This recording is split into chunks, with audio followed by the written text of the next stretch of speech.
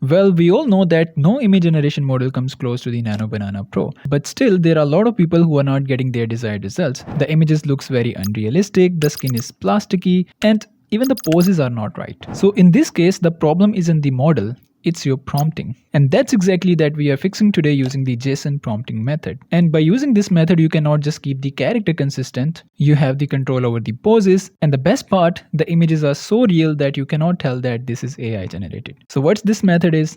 Let's find out. Well, there are multiple ways to use the Nano Banana Pro, but we're gonna use this through the Pippit's AI because this is an all-in-one platform. And to access this, you're gonna head over to the Image Studio, and from here, select AI design, where we have the Nano Banana Pro. And then you will have this interface in front of you. Well, the things are very simple. You have to select the Nano Banana Pro, image quality, and you can select your desired aspect ratio. That's it. Now, sometimes the JSON prompting can get very difficult and confusing for a beginner.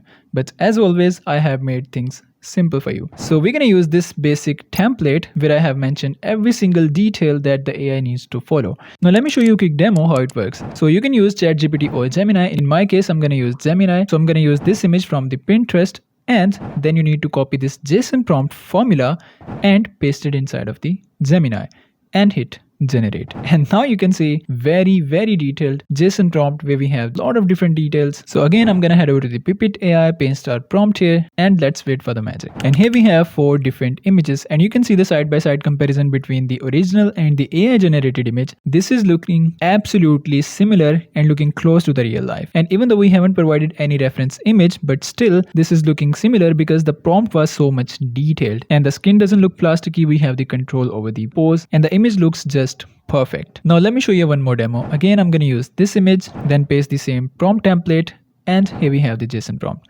Now let's give it to the Pippit AI, and here we have it. Now it looks super realistic and we have very similar results.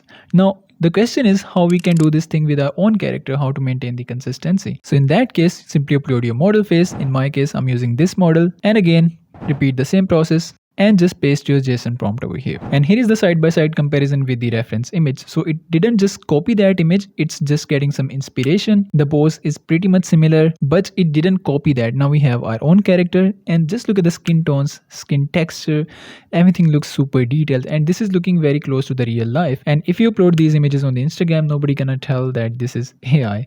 So this is so much realistic.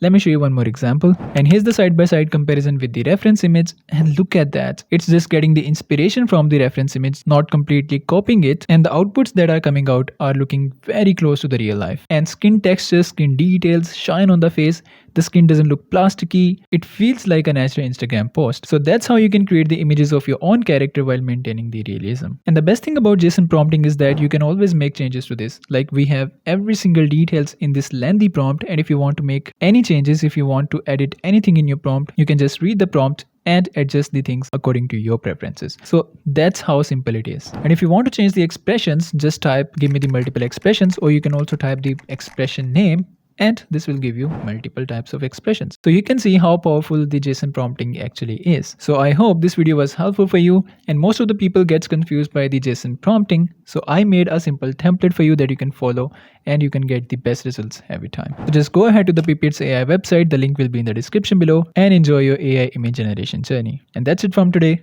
See you in the next one.